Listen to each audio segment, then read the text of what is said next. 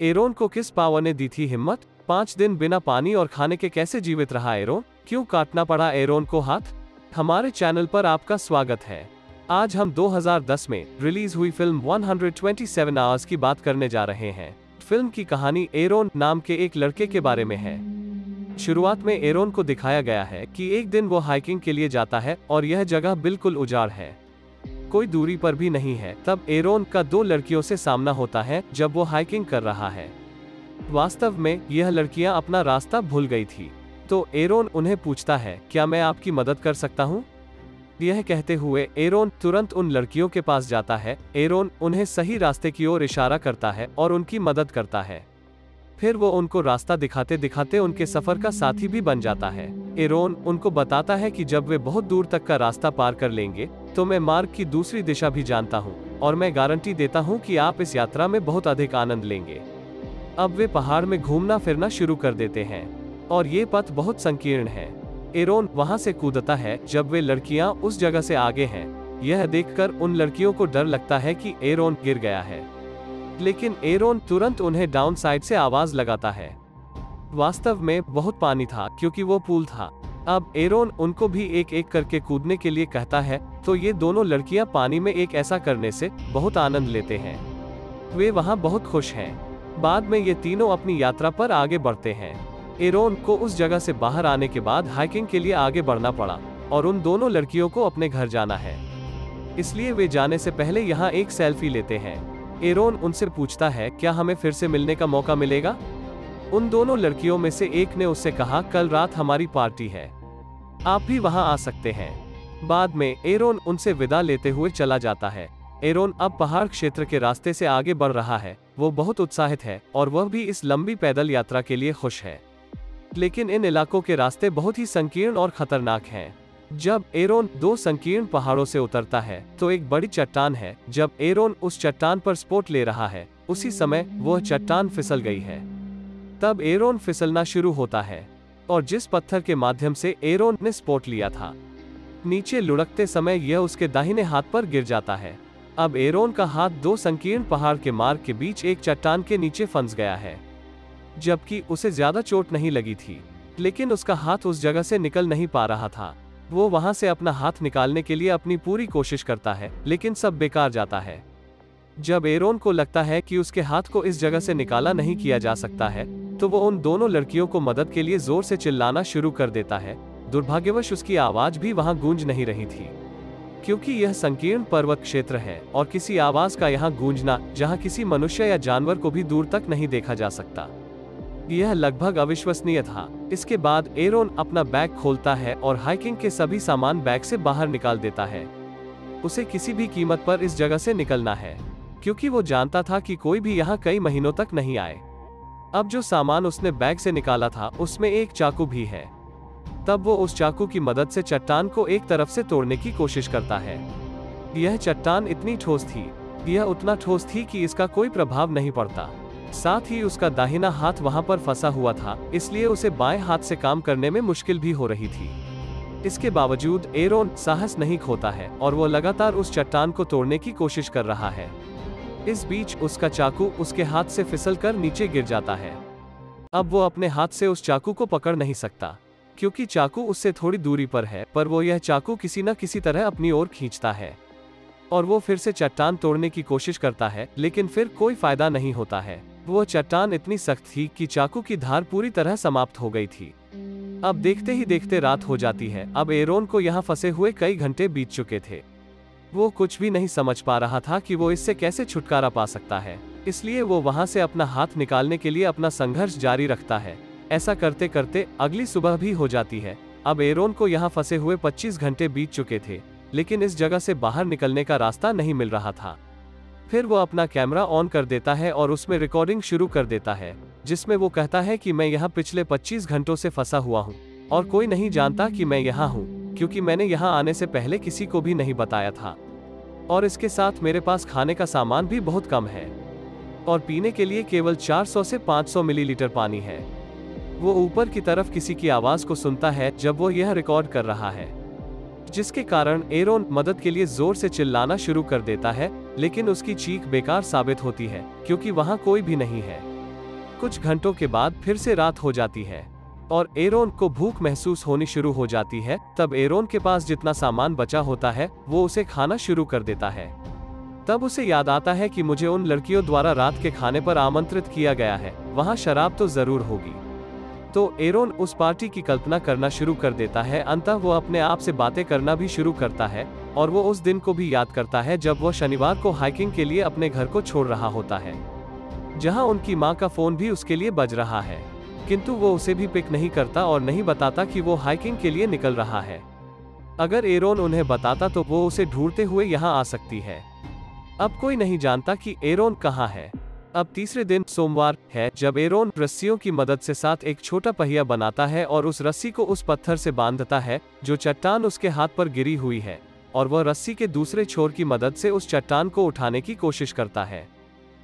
लेकिन कठोर परिश्रम के बावजूद वो चट्टान उस जगह से हिलती तक नहीं है।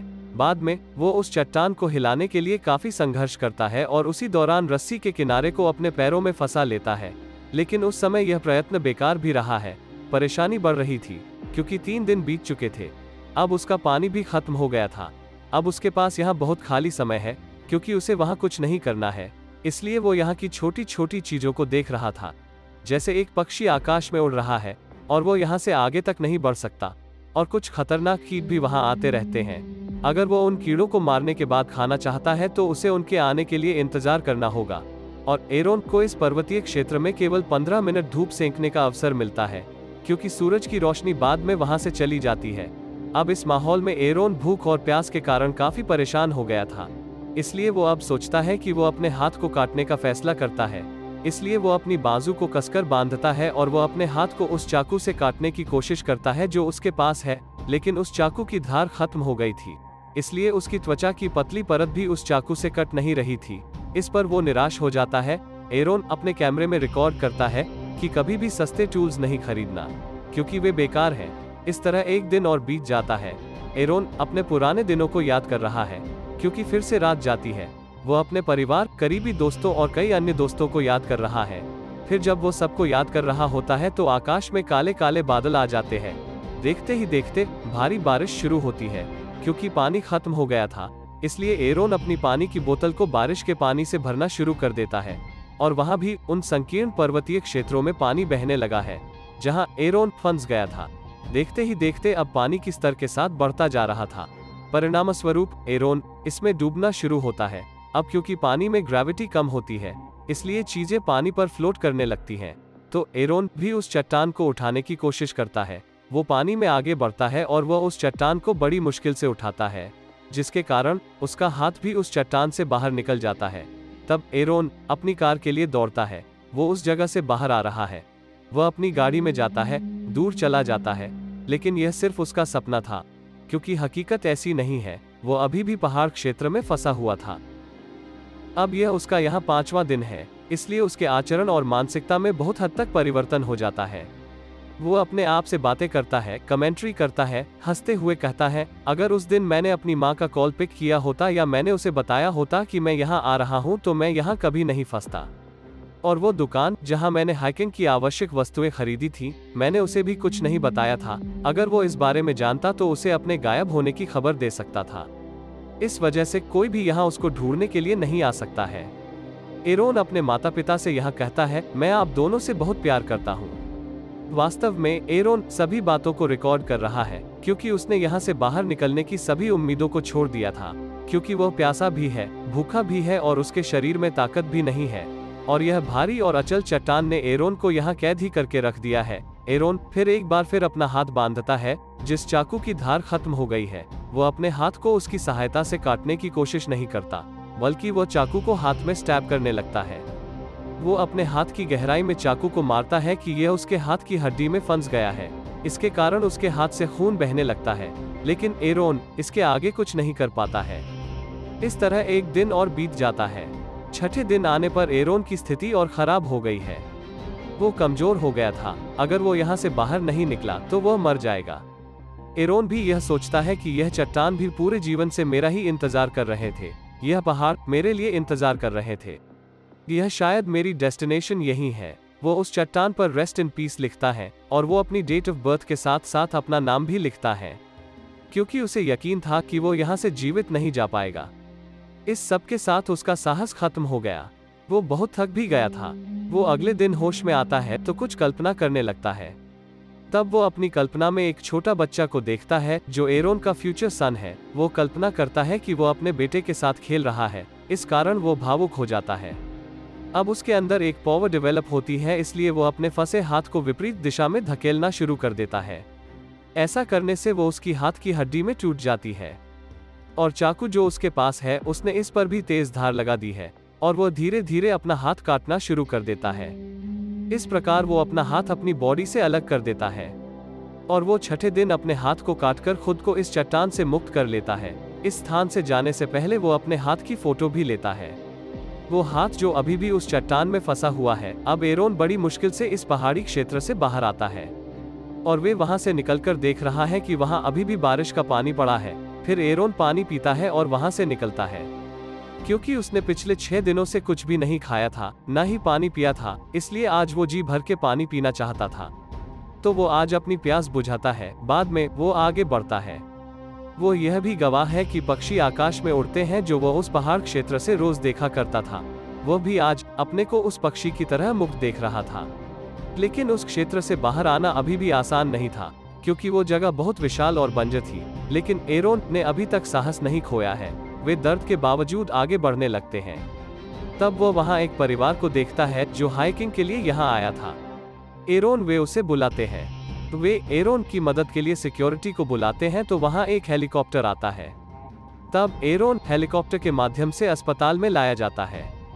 तब हमें कुछ समय बाद का सीन दिखाया गया है जिसमें एरोन पूरी तरह ठीक हो गया है और जिस बच्चे की एरोन ने अपनी कल्पना में देखा था वो सच हो जाता है, क्योंकि एरोन 3 साल बाद एक लड़की से मिलता है और ये दोनों की शादी हो जाती है।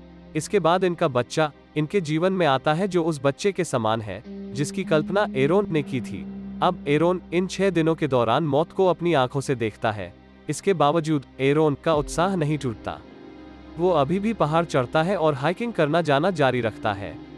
जहां वे जाता है वहां वो यह नोट जरूर लिखता है कि वे किस किस जगह पर जा चुका है। चलो यहाँ चौंकाने वाला सच आपको बताता हूँ। यह कहानी वास्तविक जीवन के पर आधारित है। इसका मतलब है कि यह सच है कि एरोन उन पर्वत मार्गों में 6 दिनों के लिए फंस गया था। उसने अपना समय वहां बहुत मुश्किल से बिताया। डेट ऑफ बर्थ और डेट ऑफ डेथ भी उसने वहीं लिखी थी, क्योंकि उसे विश्वास था कि वो यहाँ से कभी बाहर जीवित नहीं जाएगा। और बता दें कि जिस चट्टान के अंदर एरोन का हाथ फंस गया था उसका वजन 360 किलो था। भोजन और पानी की कमी थी, लेकिन उसकी हिम्मत के कारण उनमें हार नहीं मानी। यह एकमात्र कारण था कि वो 5 दिनों तक जीवित रहा। 6वें दिन जब उसे विश्वास हो गया कि वे नहीं बचेंगे, तब एक अलौकिक शक्ति ने उन्हें उनके भावी पुत्र की कल्पना में मदद की। उसमें इतना साहस था कि वे वहां से निकल सके। एरोन ने भी अपने एक इंटरव्यू में बताया कि वे अपना हाथ पहले ही काट देता तो उसका कितना खून बर्बाद हो जाता और वे यहाँ से खुद को मुक्त नहीं कर पाता। यदि उस समय वो अपने हाथ को काटकर अलग नहीं करता तो भी वह मर जाता। हाथ अलग करने के बाद उसका शरीर दुर्बल हो गया था, जिससे उसका खून अधिक खराब नहीं हुआ। यही कारण था कि वो हाथ काटने के बावजूद 4 घंटे तक वहां घूमता रहा। तो एरोन सिखाता है कि कभी हार नहीं माननी चाहिए। इसी के साथ फिल्म यहाँ खत्म होती है। आज की वीडियो कैसी लगी हमें कमेंट में जरूर बताएं।